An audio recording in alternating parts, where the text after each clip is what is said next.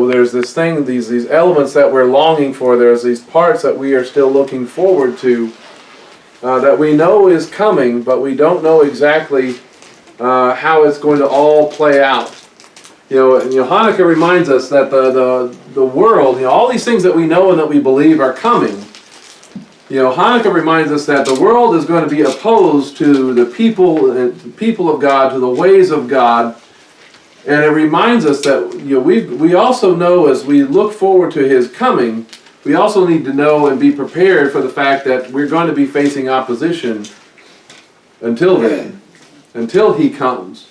And it's going to be a couple of ways. It's going to come in a couple of different forms that we see in the days ahead. The opposition comes, in Joshua chapter 9, you see a couple of different ways.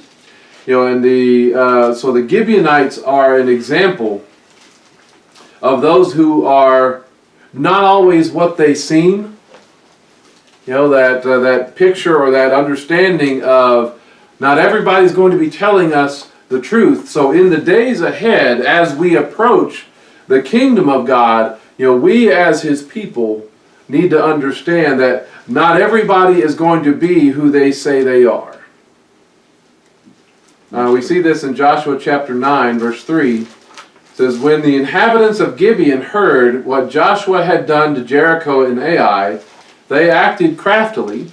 They went and traveled as ambassadors, took worn-out sacks for their donkeys and worn-out wineskins cracked and patched up, along with worn-out, patched-up sandals on their feet and worn-out clothes on them. All the bread of their provision was dry and had become crumbly. Then they went to Joshua in the camp at Gilgal, and they said to him and the men of Israel, 'We have come from a far country, so now make a treaty covenant with us.'" Okay? That's a significant moment. God has been moving already. God has brought them into the land of Israel. He has given them victory over Jericho. He's given them victory over Ai. And so when the world starts figuring out, it's like, wait a second, God's doing something. He is working in them, and we need to be on their side as much as possible. We as the people of God need to realize that not everybody's going to be who they claim to be. Not everybody is going to really be our friend. Not everybody, people, even when they come and claim that they're wanting to align with us, they may not be who they say they are. That's just part of the process that we should expect to be coming. This requires wisdom. This requires discernment. This requires seeking the Lord. In the days ahead, we should not be surprised when people come claiming to be something they are not. All to make covenant with you, all to make alliances with you, all to claim that, hey, you be on our side, we'll be on your side. And here's part of the problem is we should be seeking the Lord in those moments, but sadly we don't always do this. We don't always seek and ask for wisdom. We don't always ask for His direction or His instruction. And neither did Joshua, neither did the Israelites. We see that in verse 14. The men of Israel, they took some of their provisions and did not seek counsel from Adonai's mouth. And so this is always going to be a problem for us. We can never skip this step. It's a problem that I have, to be honest. Thinking that, I can figure things out. When things come at me, when things come my way, when things are presented before us, I think I'm smart enough to figure things out. I think I can take a few samples of provisions or of the circumstances or of the events and think that I'm smart enough to know what I need to do and what decisions I need to make. I think I'm smart enough and observant enough to where I'm going to catch it. They're not going to fool me. I'm going to see through these deceptions, these misleadings, these lies, and all these other types of things. I think I'm going to catch it. Am I alone in that? Am I the only one that thinks I'm smart enough to figure this stuff out? I am? No. I was wondering, because I know I've got a smart crowd in here. But you know, the tactics of the enemy are such that they're going to look extremely convincing. I mean, these guys, these Gibeonites, when you're looking at this passage, they thought this out. They put some strategy and an intent into the lie that they were trying to perpetrate. And they started planning this long before they showed up at Gilgal, at the camp of Joshua and the Israelites. All right, so a lot of the enemy's deceptions don't happen just at the moment that they come to you with it. They are often prepared well in advance. I mean, are we seeing things like that in our day? Yeah. We're seeing things like that in our day. The tactics of the enemy are going to look convincing. And he knows many times, Gabriel and I were talking about this just yesterday, he's taking strategic intelligence, and so much of the plans and the operations that work among the terrorists are they're figuring out what we're not looking for. They're figuring out for the strategies and the things and the tactics that we're not planning or guessing or trying to anticipate. They're doing those things that we haven't thought of yet and haven't pictured yet. You know, he knows exactly what we're going to look for. He knows exactly what it takes to convince us. He knows exactly what we anticipate or what we think is like, oh yeah, okay, that makes sense. In other words, he knows what will fool us. He knows how to play to our ego of how we are smart enough to figure things out. And he knows exactly how to hide in plain sight and distract us from the truth. He's good at that. So you look at what the enemy does to appeal to the eyes and fool all of our investigations, all of our suspicions, all of our techniques that we have. You know, verse 7 says, Then the men of Israel said to these Hivites, perhaps, they suspected something. Well, perhaps you're living among us. How then should we make a covenant with you? It's like, we haven't been here that long, and you say you've traveled a long distance to get here? Really? Huh. Okay, well, what would we look for if that were the case? How would we believe? How would we know that you've really come from a long distance? Well, they said to Joshua, we are your servants. And then Joshua asked them, who are you and where do you come from? So they replied, your servants have come from a very distant country because of the name of Adonai your God. And look at all the things that they're appealing to. For we have heard the report of him and all that he did in Egypt. All right? All that he did in Egypt. So when you look at some of these things, you'll see they'll say the opposite of what they really are. They say that they came from a distant country, not from a near one. They'll give you misleading information. They'll give you things that are not true in order to get you to believe them. And they're okay with that. Because they think they're going to gain something from the lie. Those that don't really have that faith or that belief or that commitment to God, they're okay with lying if it accomplishes the goals that they have. And again, I'm afraid we're seeing a lot of that in our day. So they will say the opposite of what they really are. And they will even appeal to our faith. We're here because of God. We're here because of Him. Because of the name of Adonai your God. They're coming. They have come because of God. God essentially told us to do this. This is what God wanted us to do. We've heard of Him and how great and awesome He is. We worship. We listen to Him too, just like you do. We want to be a part of that faith. So the ones that are going to be coming in deception. They're going to claim something that they are not. They're going to claim a belief in the same God that you claim. The best deception does not claim to be atheist. Y'all realize that?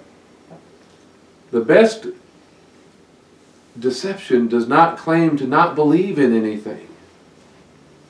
It's the ones that do that are so dangerous and so difficult to see. They were coming. They were not really what they said they were. They were coming, in fact, because of God. And it goes on.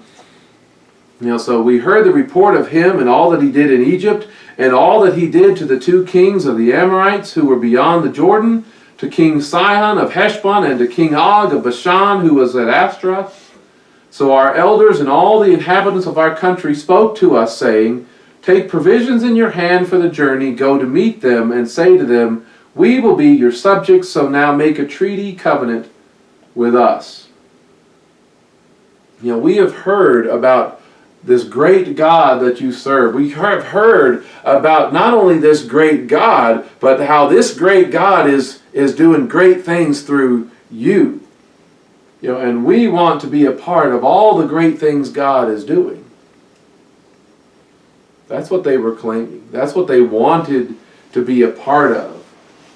And this is all kind of feeding into the ego of the Israelites who were there. It's like, man, what is so different about you guys? How is it that God does great things, but he uses each one of you to do it? And they're just playing into that ego and that desire. And it says, they're arguing that they're coming with the very best of intentions. We are coming because we want to make a treaty with you. We want to make peace with you. We want to establish relations with you.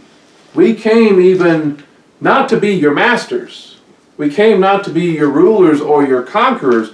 We came to serve, not be served. We came to be subject to you. We'll be underneath you. You'll still be in charge. We are no threat to you. Look how far away we are from. Look at these things that we have.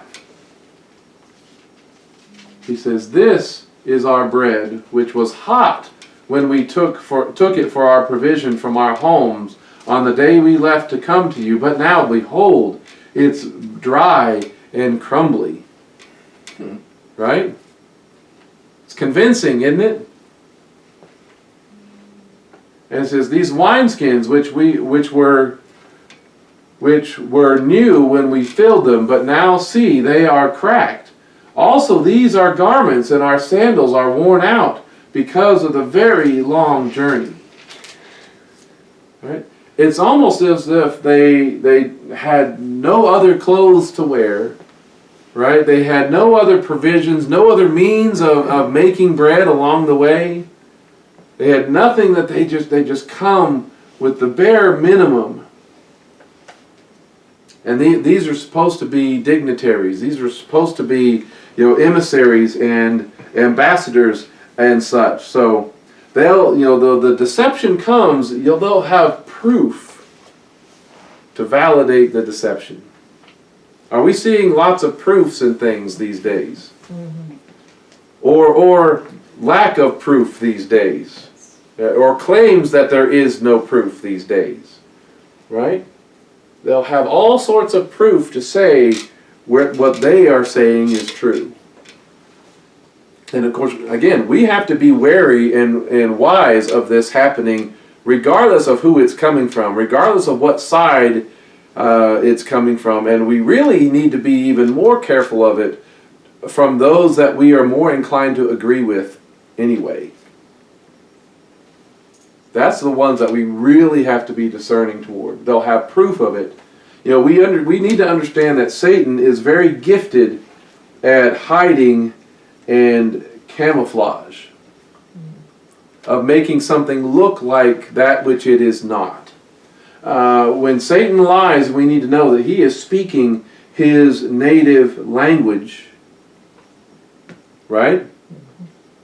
That comes naturally. Y'all know people who, you're shocked when they tell the truth. Y'all know anybody like that? They're so good at lying that everything they say is suspect, and then when you find out that something they said was true, it's like, well, that was unexpected. Where you can't trust anything that they say. What's that there's that old joke, how do you know when so and so is lying? What's the answer to that one? His lips are moving, right? There are some people that are like that. They do not know how to speak in a way that is not manipulative in some way. That's not trying to gain some sort of advantage or some sort of deception upon you and over you that they can gain from. He's the best at that. There is nothing that Satan will ever say where he's not trying to manipulate or control you in some way. And we need to know that that's also going to be the case in the days ahead. That people are going to be coming, that the enemy is going to be sending things our way with all sorts of promises, all sorts of proofs, all sorts of things, and saying, look, we're not a threat to you. This is not a problem. You don't need to be worried about this at all. Because it's not just Satan who lies and speaks his native language. His followers learn from and act just like him. We see this in 2 Corinthians chapter 11. He says, for such men are false emissaries, false apostles, false ambassadors, false representatives, deceitful workers masquerading as Messiah's apostles. They'll even claim to be working for the cause of Christ. Right? And no wonder, for even Satan masquerades as an angel of light. It is no great thing, therefore, if his servants also masquerade as servants of righteousness, and their end will be according to their deeds. We're seeing more and more of this in our day. In fact, I fell for a Gibeonite distraction just this morning, where somebody posted something claiming, I am an apostle, I've been anointed, I have this great message and whatever else like that. And I read through that and I was like, oh my goodness, that is some of the worst theology I have seen in a long time. And of course, I got sucked into all that of saying, it's like, no, that's really not, that's really bad. The Torah or the covenants of God are not evil, that we need to be delivered, and we need to break a generational curse that we can be delivered from the covenants, because we're now in the new covenant. It's like, okay, yeah, where do I start? And you just get sucked into it, right? And of course, everybody knows that you can settle issues and win arguments completely when you're arguing on the internet, right? You can satisfy every issue and every question that's raised, right? Well, I don't think that happened. But the deception, there is deception that is coming. And we know that, and many times it will be from people that claim to be servants of Messiah.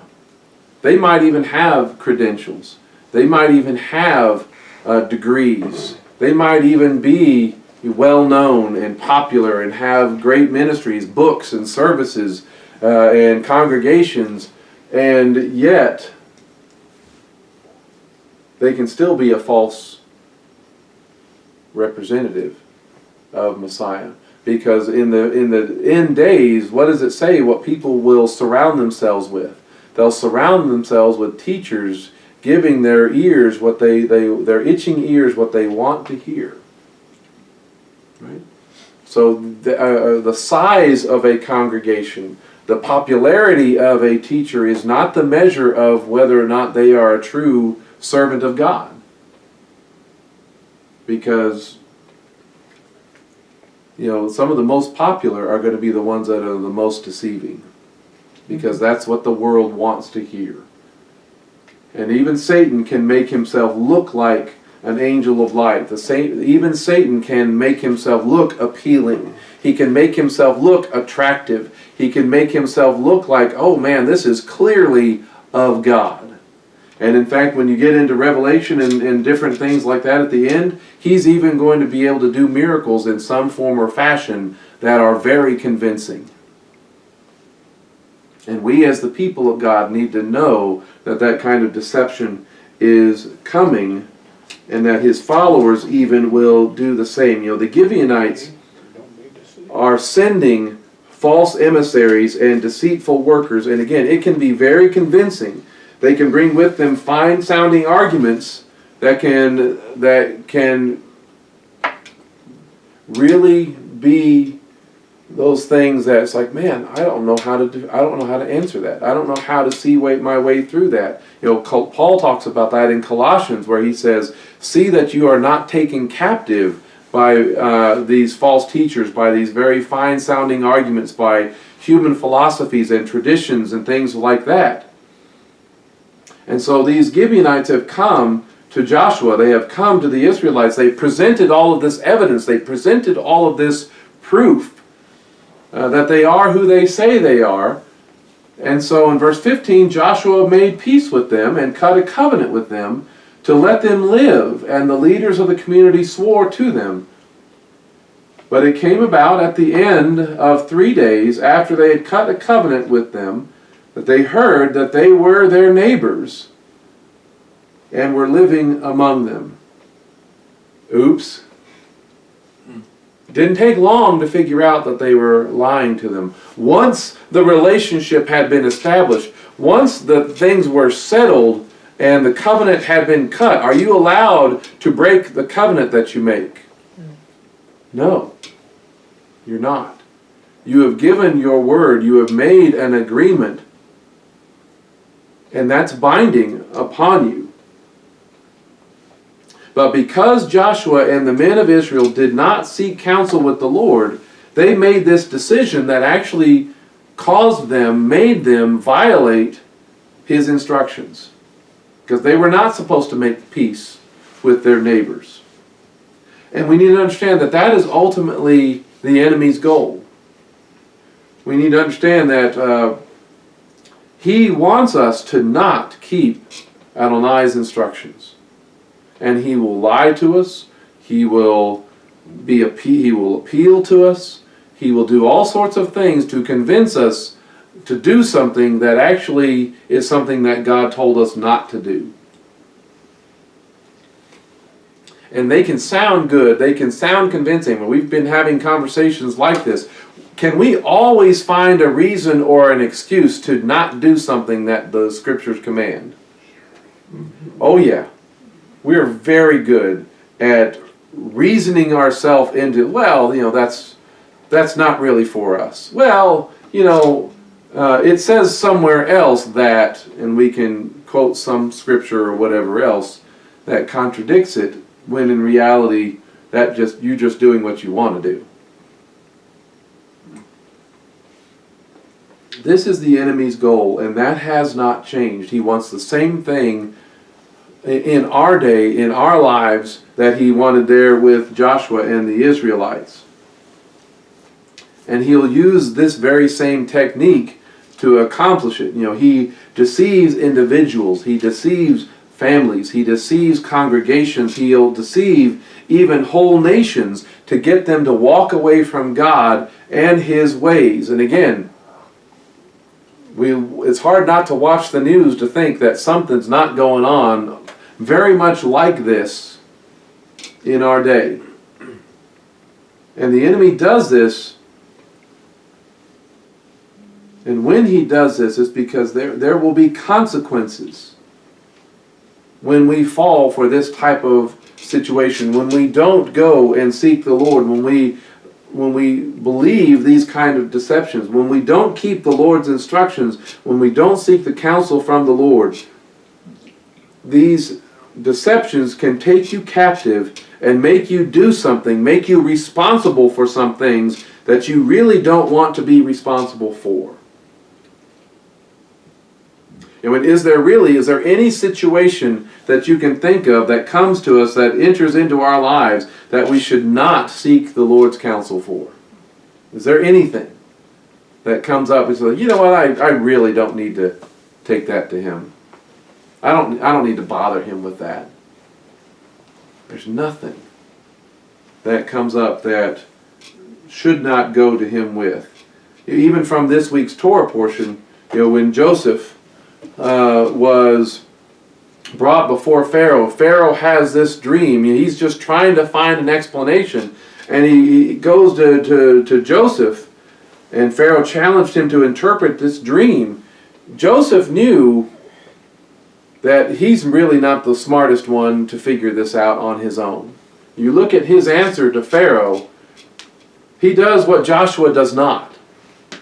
He says, Joseph answered Pharaoh, saying, "It is not within me." God will answer with shalom. God will answer with peace for Pharaoh of what to do and what this dream means and how we should handle it. That's what wisdom looks like. That's what discernment looks like. It's not within us to be able to figure out all of the lies. It's not within us to look at all of the evidence and think we're smart enough to see through all of the deceptions. We truly do need to understand that God is the one who provides the answer for us. Or maybe we should consider, and we should be like what James talks about in chapter 1. If any of you lacks wisdom, let him ask of God, who gives to all without hesitation, without reproach, and it will be given to him. But let him ask in faith, without any doubting. For the one who doubts is like a wave of the sea, blown and tossed by the wind. For that person must not suppose that he will receive anything from the Lord. He is a double-minded man, unstable in all his ways. If you are asking and you're praying, and you really just want to come to the conclusion that you really already want, how many times have you started praying as Lord, give me wisdom for something, and you already know what the answer, you want the answer to be. And so lo and behold, the answer you get from God is exactly the answer that you want. Mm-hmm. Yeah. Who's really been doing the speaking?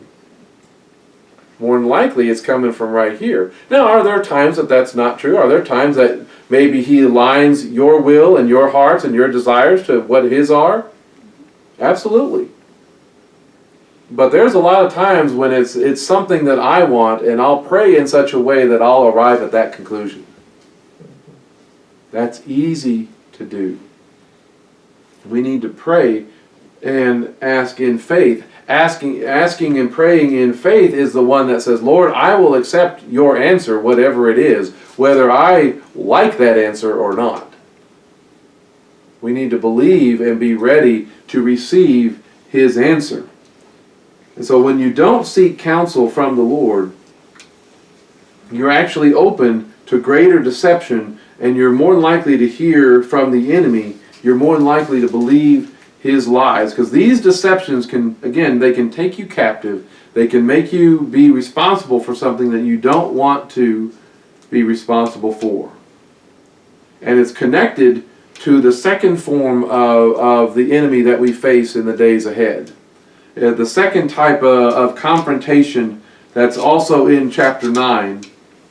Again, the first way is through this deception that I'm talking about here, but the second is through the forces of evil that are actually directly lining up against God's people. This direct team-up type of confrontation. That goes back to chapter 9, verse 1. It says, "Now when all the kings who were west of the Jordan in the hill country, in the lowland, and along the shore of the great sea to the vicinity of Lebanon, the Hittites, the Amorites, the Canaanites, the Perizzites, the Hivites, and the Jebusites, when they heard about it," again, both the Gibeonites and all these guys have heard about what God has done.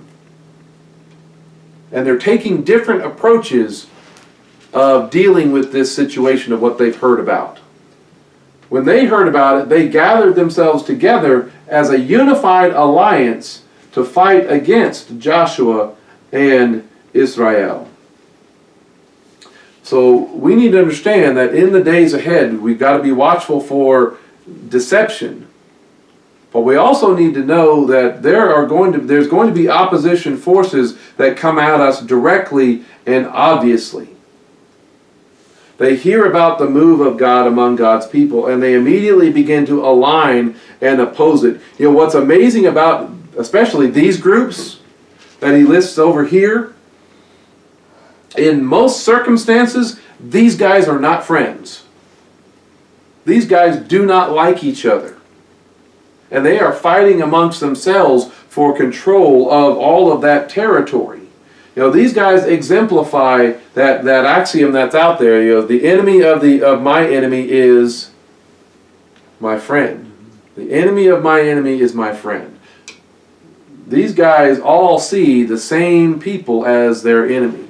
Normally they would think themselves as the enemy, but they've got a bigger problem that they need to deal with all of a sudden. You know, we see this in today's world in ways that don't make much sense. You know, this kind of odd couple goes beyond the alliances even between, you know, Hitler's Germany and Iran. In our day, we see these forces that are aligning against the people of God in our own country against those in Israel. We see similar aligning of those on this you know, progressive secular leftists, these globalists, and they're aligning with Islamists, right? With terrorist groups. They're coming on friendly terms. What in the world do, you know, progressive communist leftists have to do? What relationship do they have with Islamic radicals? It makes no sense. But guess what? They're friends in our day. They are coming together. They are working together against the things of God, and particularly against Israel. These groups, you know, these secular leftists, these Islamic radicals, they hate each other. And in countries, you know, where one is in control, they'll kill the other one off entirely. Where the communists, secularists are in charge, they'll kill the Islamists. And where the Islamists are in charge, in control of government, they'll kill the communists and they'll kill the secular atheists. But when they are in the minority, they team up and work together because they have freedom within a Western or a Christian society. And these enemies can be formidable, they can be intimidating, they can be a serious threat. This team up is dangerous. But notice that they come together, they gather as a unified alliance, is how it's talked about in this translation. They are, the word for unified alliance is ikad, you know, one accord. The Hebrew word is peh, which means mouth or word. So they are speaking, they are coming together and speaking with one voice, with one declaration that unites them. They are speaking in agreement with each other. And they have the same message that, well, we got to put a stop to Israel. We've got to put a stop to the things of God. Despite the fact that they have different cultures, despite the fact that they have likely a different language, they could speak as one against and in opposition to the people of God. And again, what does that look like in our day? When you look at what is popular causes in the world, you know, the Palestinian cause is favored. You know, it's a favored one among celebrities, among the global elites and the causes. You know, it's also favored among the Islamists. You know, Israel gets more condemnation from the United Nations than any other nation on the planet by far. You know, in 2018, the United Nations issued 27 condemnations of other member nations. So out of that 27 condemnations, 21 of them were about Israel. In 2019, there were 18 against Israel and 7 for the rest of the world. You know, when you look at the European Union, last year they had 18 total condemnations or declarations about things happening out in the world. 13 of them were about Israel. So there's a team up that goes on against the people of God. They cannot agree on much, but they will speak with one voice in condemnation of Israel. Things have not changed all that much. These kings are banding together against Israel and any people that align with Israel. And again, this culminates in chapter 10, because all these kings, all these peoples mentioned here in verses 1 and 2, they're the same ones that the narrative comes back to in chapter 10. You know, after settling the fact that Israel was deceived, they made covenant with the Gibeonites in chapter 10, it picks up with these guys again. Now it came to pass that Adonizedek, king of Jerusalem, heard, that's some of the Jebusites, heard that Joshua had taken Ai and had utterly destroyed it, just as he had done to Jericho and its king. So he had done to Ai and its king, and that the inhabitants of Gibeon had made peace with Israel and remained among them. So he feared greatly, because Gibeon was a large city, as one of the royal cities, in fact larger than Ai, and all its men were mighty.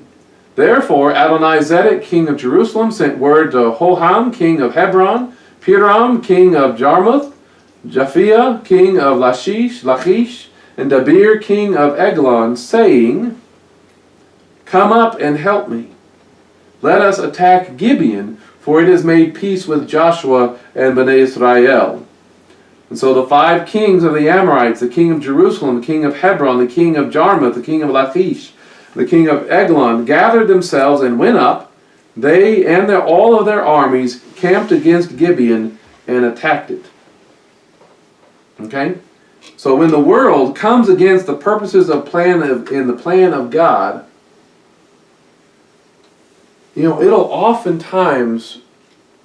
oftentimes try to first target anyone that's close to them, anyone that's maybe on the fringes, anyone who claims to be with them or kind of in agreement with them or kind of on their side, because ultimately what their intention is isolating God's people, removing anybody whom they could count on, removing anybody that might be their friend, any of their allies. They want to shame and intimidate them into separating from them. Are we seeing that? What's that whole movement called that's popular among the elitists and the celebrities? The cause is called the BDS movement, which stands for what? Boycott, divest, and sanction. And what? Sanction, as in, you know, condemn in some way. Boycott, you know, don't buy or anything that comes from them. Don't do any business with them. Divest from any money or any kind of business relationship with them. Cut off any kind of that stuff, and sanction, and then speak against them. Again, this is the cause of isolation.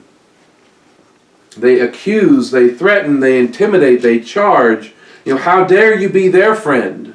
And they put pressure on anybody who might still be inclined. I mean, just in the last few years, whenever a musician or a band will announce that, hey, we're going to go on tour, back when you actually could go on tour and concerts and things like that. Remember those days? But whenever a concert would be announced from this very popular world band, and if they had a stop in Israel, oh boy, it was almost over for them. And so many times these bands that were planning on going to Tel Aviv or doing a concert in Jerusalem, they would get so much flack and so much condemnation from people around the world that either the concert would be completely canceled or they would have to retract. Okay, yeah, we'll do a concert in Egypt, not in Israel. Y'all, anybody else remember seeing that? Okay, that kind of thing is common.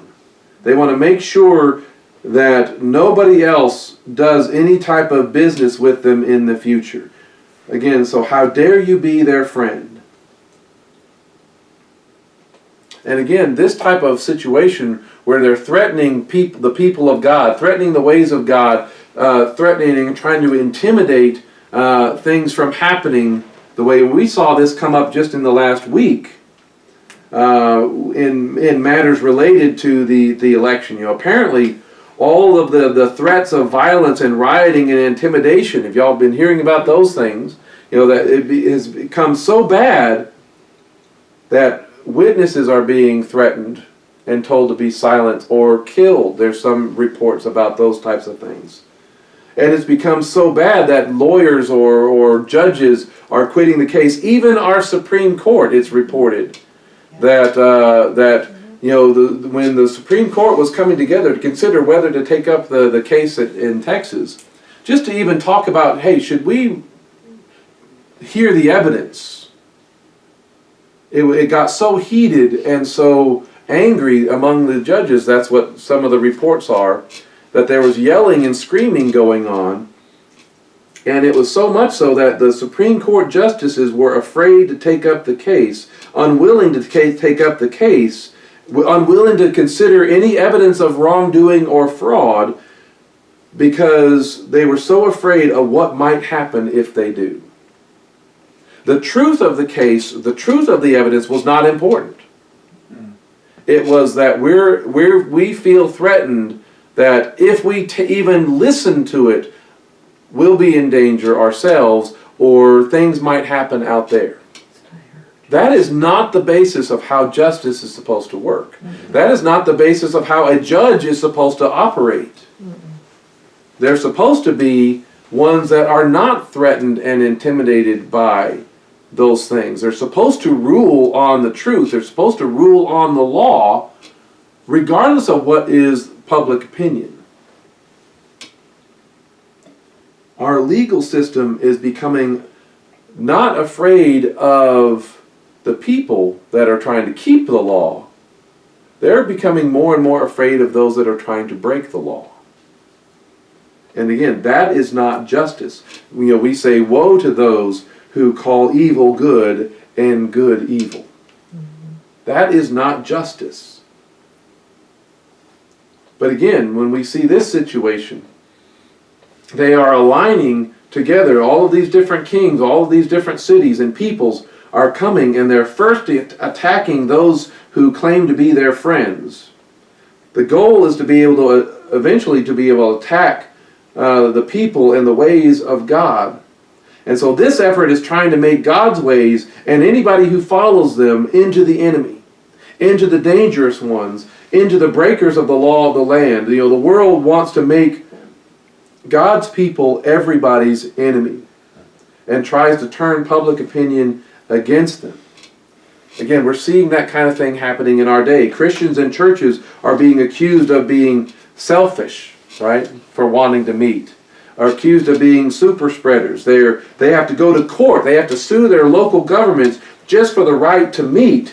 And they have to even defy laws or decrees from on high in governor's offices just in order to sing and praise. It's you people who insist on getting together. It's you who insist on celebrating America and Christian values at Thanksgiving. It's you who are celebrating the birth of Messiah. You guys are the ones who are the problems. You guys don't care about others. You're actually killing people, is what's being said out there. And that doesn't just target the Christian community or the church community. The Jewish people are the focus of a lot of that as well. The Jewish people are the focus of many of the world's conspiracies. The Jews are trying to take over the world. The Jews can run the media. The Jews control all the money. Right?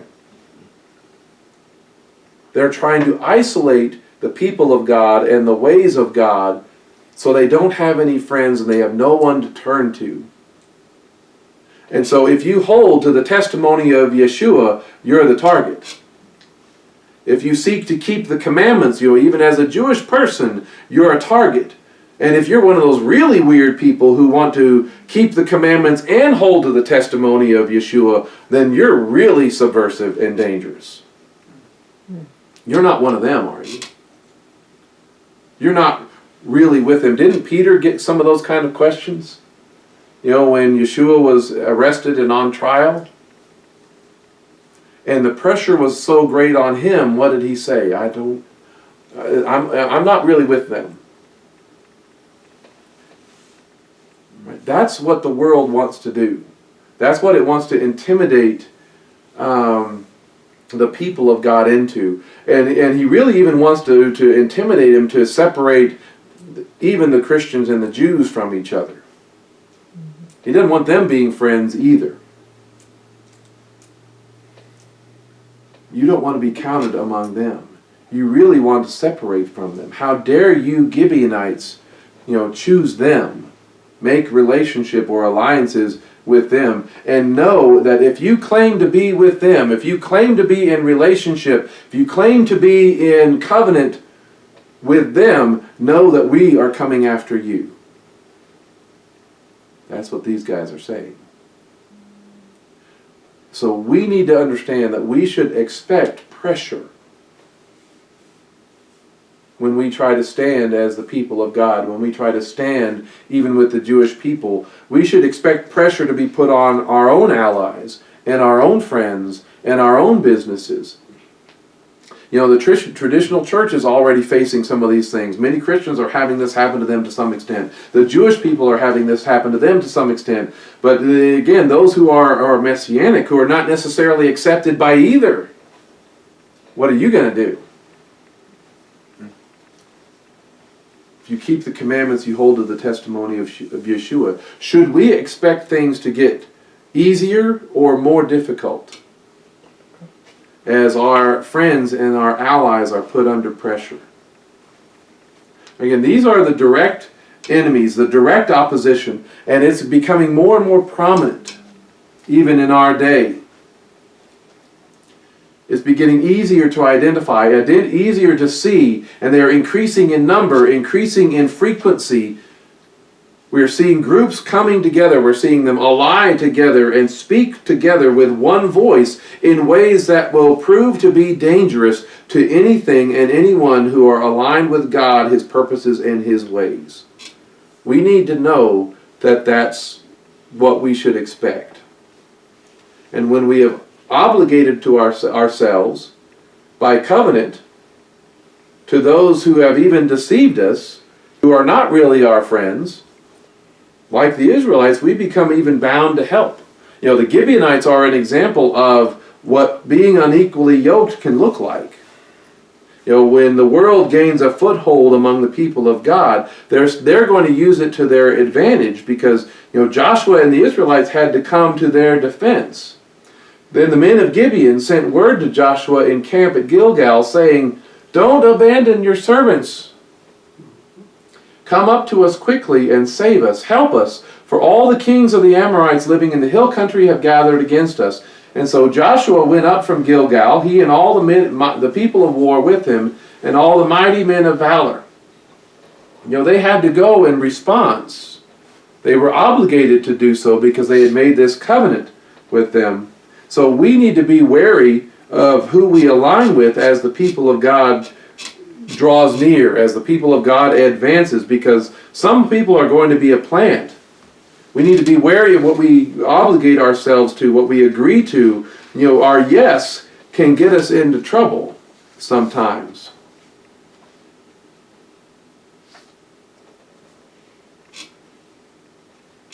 I seem to be missing one of my pages. The Lord said to Joshua, but even in the midst of all of this, man, I'm really missing a page or two. Even in the midst of all of this, God is still very much able to bring victory. That's the important thing to keep in mind. Adonai said to Joshua, and this is his message for us in our day, "Do not fear them, for I have given them into your hand. Not one of them will stand before you." Is that true for us?